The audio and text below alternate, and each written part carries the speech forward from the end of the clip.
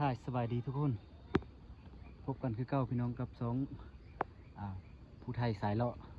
วันนี้สิพาพี่น้องเสือกับพี่น้อง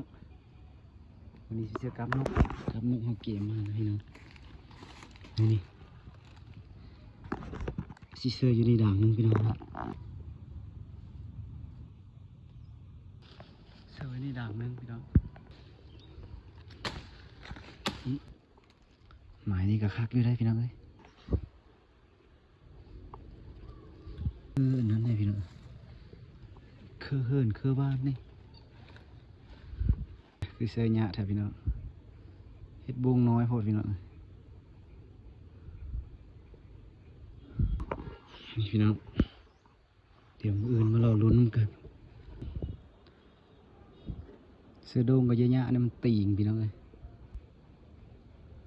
โดงมันไม่ไหม้นะเอามาไม่ไหม้ยังมีแห้งเอาเป็นให้เราไปที่ตามกันพี่น้องสมานบริมีมานสูงเสาพี่น้องบรรยากาศด่างนี่จะมีทึพี่น้องนี่นะโอ้จุดแล้วพี่น้องพี่น้องจุดแล้วพี่น้อง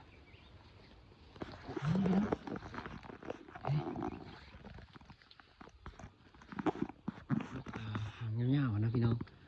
คือนกพี่น้องนกอันนี้ได้3-4 ตัวแล้วพี่น้องนกนี่นะ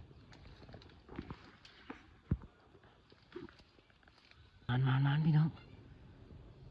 น่าจะได้นกหางมันยาว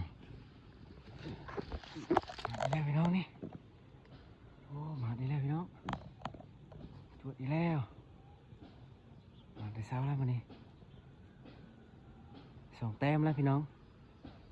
นกเยื่อกับนกเจ้ากับนกอันนี้นะหางยาวๆนี่แหละพี่น้องเราลุ้นกันต่อพี่น้องอาสิมานบ่เราลุ้นนำกันด่างต่อไปพี่น้องอาสิมานอยู่เบ้ามันนี่แต่ละ2 แต้มพี่น้องแจ๊ดไปละ2 แต้มเช้ามันนี่โอ้เอาอีกแล้วพี่น้องเอาอีกแล้วจุดแล้วนี่จุดแล้วพี่น้องนี่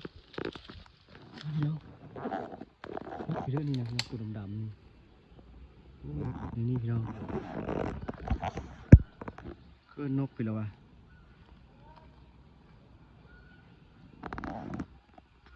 จุดพี่น้อง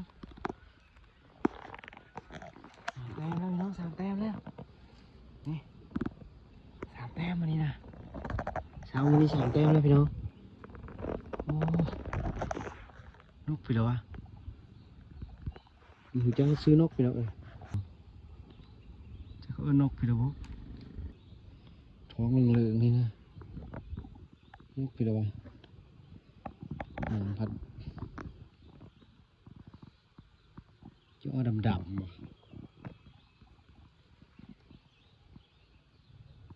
เบิ่งสถานการณ์นกไปแล้ว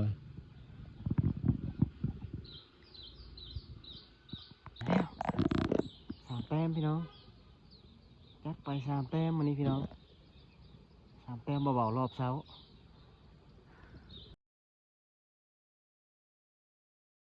เบิ่งอะไรก็อย่าลืมกดไลค์กดแชร์กดติดตามให้ด้วยพี่น้องเด้อบ๊ายบาย